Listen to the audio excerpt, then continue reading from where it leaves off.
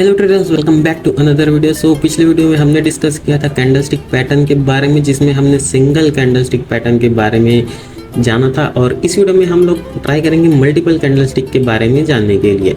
सो हम लोग इसमें मल्टीपल कैंडलस्टिक के बारे में जानने की कोशिश करेंगे, जो ऑलरेडी मार्केट में काफ़ी ज़्यादा बनते हैं और इसका आप बेनिफिट उठा के ट्रेड में प्रॉफिट निकाल सकते हो। वीडियो में आगे बढ़ने से पहले मैं आपको एक चीज़ बता दूं, आपने अगर हमारा प्रीवियस वीडियो नहीं देखा है जिसमें हमने कैंडलस्टिक के बारे में पूरा डिटेल में जानकारी दिया था कि कैसे कैंडलस्टिक काम करता है, कैसे बनता है, इवन आप इसमें किस तरह से ट्रेड ले सकते हो, तो इस वीडियो को जरूर से चेकआउट कर लेना, क्योंकि इसमें मैंने पूरा डिटेल दिया है। अगर आप टेक्निकल एनालिसिस सीखना चाहते हो तो हमने इसके ऊपर पूरा डिटेल में वीडियो बनाया है और इसके ऊपर हम लोग डेली वीडियो ला रहे हैं, तो आप इस बार जरूर चेकआउट कर लेना। तो दोस्तों, हमारा सबसे पहला मल्टीपल कैंडलस्टिक पैटर्न में आता है, उस कैंडलस्टिक का नाम है इंगल्फिंग कैंडलस्टिक पैटर्न। ये नाम से थोड़ा सा समझ आता है कि ये ढकने वाला कैंडल है, मतलब एक कैंडल दूसरे कैंडल को खा जाता है, इसे इंगल्फिंग कहते हैं। लाइक यहाँ पे एग्जांपल देखो तो ये एक तरह का रेड कैंडल है और इसके बाद एक बुलिश वाला ग्रीन कैंडल बन गया, जो कि इसको पूरी तरह से कवर कर दे रहा है अपने रेड कैंडल को, ग्रीन वाला कैंडल। सो इसी को हम लोग इंगल्फिंग कैंडल कहते हैं। तो इसका चलो मैं आपको एक एग्जांपल दिखाता हूँ। आपको यहाँ पर नज़र आएगा कि ये जो रेड कैंडल है, इसके बाद आपको यहाँ पर समझ आ रहा होगा कि इसका जो रेड कैंडल है, इसके बाद से जो इसके बॉडी को कम्प्लीटली ढक चुका है एक ग्रीन कलर का, एक ब्लू कलर का इंगल्फिंग कैंडल, यानी कि बुलिश कैंडल। अब इसके बाद से जो मार्केट में एक अच्छा बुलिश मोमेंटम आया है, ऐसा आप देख सकते हो। इसमें इंटरेस्टिंग बात यह है कि आप इस कैंडल में ट्रेड ले सकते हो। इस पर ट्रेड लेने का सबसे आसान तरीका है, ये कैंडल जब परफॉर्म होता है तो इसके बाद आपका जो एंट्री इसके नेक्स्ट कैंडल पर बनता है और देन इसका स्टॉप लॉस इसी के बिलो पे बनता है, यानी कि लो पे। और इसका जो टारगेट आप बना सकते हो, यानी कि अगर इसमें रिस्क ले रहे हो तो आपका कहीं ना कहीं टारगेट होना चाहिए। तो इसका जो टारगेट होता है ये तो 1:2 का होता है, यानी कि ये जो कैंडल बना है इसके जस्ट डबल होता है। और या फिर आप इसको इसके रेजिस्टेंस एरिया या फिर आप इसको रिस्क रिवार्ड के हिसाब से 1:2 या 3 का रख सकते हो। तो इस तरह से आप बुलिश इंगल्फिंग कैंडल का पहचान कर सकते हो और आप इसमें ट्रेड भी ले सकते हो।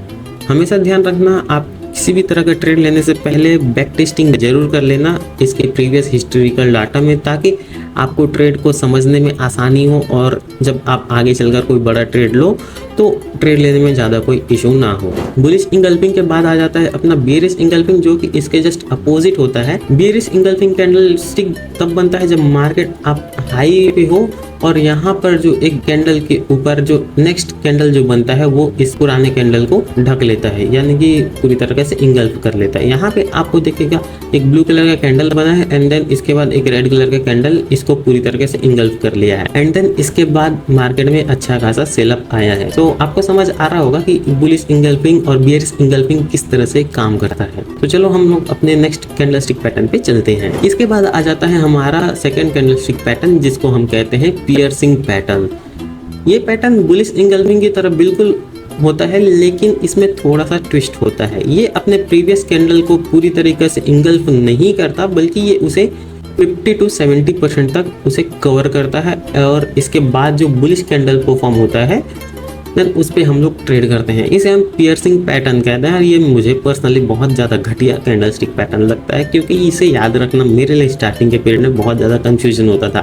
तो आपका भी अपना चांस हो सकता है या आप अपना हिसाब से देख सकते हो। अगर आपको एक कैंडलस्टिक पसंद है तो आप बिल्कुल इसमें ट्राई कर सकते हैं, इसके ऊपर बैक टेस्ट कर सकते हैं एंड देन अगर आपका इसके ऊपर रिजल्ट बहुत अच्छा आता है तो आप इसके ऊपर ट्रेड कर सकते हो। मैं पर्सनली इस कैंडलस्टिक को याद नहीं रख पाने की वजह से मैं ट्रेड नहीं करता था, जो कि रियलिटी है। चलो मैं इसका आपको एग्जांपल दिखा देता हूँ।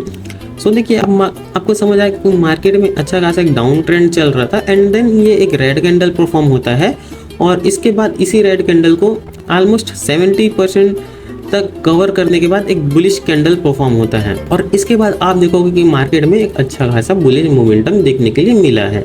सो इस तरह से इसका पियर्सिंग पैटर्न काम करता है और इसको आप इस तरह से ट्रेड कर सकते हो। आपको इसका भी एक सेकंड एग्जांपल ये भी आपको समझ आ रहा होगा कि ये किस तरह से काम कर रहा है। इसमें भी बिल्कुल मार्केट में डाउन ट्रेंड था और इसके बाद एक इंगल्फिंग कैंडल, इसके बाद एक रेड कैंडल बनता है एंड देन एक ग्रीन कैंडल बनता है, जो कि इसको 50% तक कवर कर लेता है और इसके बाद से आप मार्केट में मोमेंटम देख सकते हो।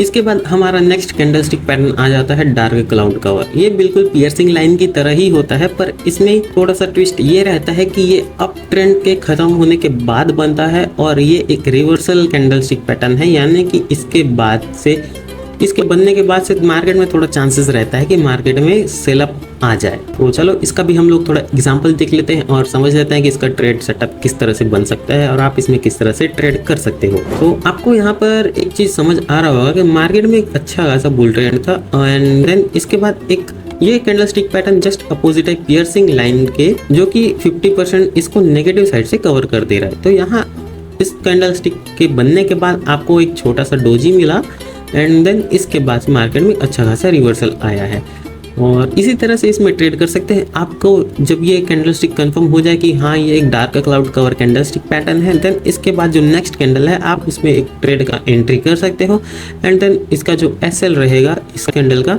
आपका जो प्रीवियस हाई रहता है वो रहेगा एंड देन आप इसमें जो रिस्क रिवार्ड रहता है 1:2 1:3 एंड आप इसके सपोर्ट एरिया तक ट्रेड कर सकते हो। इसके बाद आ जाता है द हरामी कैंडलस्टिक पैटर्न। ये नाम सुन के आपको थोड़ा सा अजीब लग रहा होगा कि हरामी ये कौन सा वर्ड है। कैंडलस्टिक पैटर्न्स का जो आविष्कार हुआ है वो जापान में हुआ है और इसमें ज़्यादातर कैंडलस्टिक पैटर्न के नाम जो होते हैं वो जापानीज नाम के हिसाब से ही रखे गए हैं, इसलिए आपको इसमें नाम जो है थोड़े से अजीब और अटपटे लग सकते हैं। लेकिन इस कैंडलस्टिक पैटर्न का नाम है हरामी कैंडलस्टिक पैटर्न या इवन आप इसे प्रेग्नेंट कैंडल भी कह सकते हो, क्योंकि इसमें जो रेड कैंडल रहता है इवन या ग्रीन कैंडल रहता है, इसके बाद जो बनने वाला कैंडल होता है वो एक छोटा सा रहता है बेबी की तरह, जैसे लाइक प्रेग्नेंट लेडी की तरह, जिसमें जो कैंडल रहता है वो प्रेग्नेंट लेडी के पेट में रहता है बच्चा, उसी तरह से इसमें भी बनता है।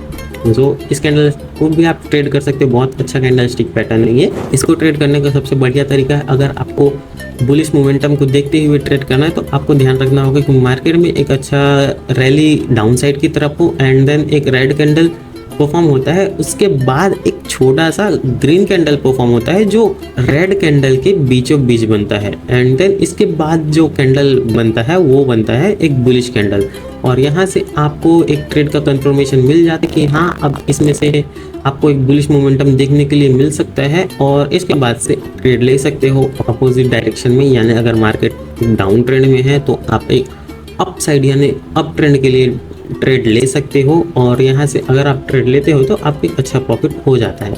अगर इसमें रिस्क मैनेजमेंट की बात की जाए या लॉस की बात की जाए तो आपको इसका प्रीवियस लो रहता है, जो प्रीवियस कैंडल का यानी मदर कैंडल का जो लो रहता है उसका इसमें एसएल रहता है और इसका रिस्क रिवार्ड 1:2 1:3 आपके हिसाब से रहता है।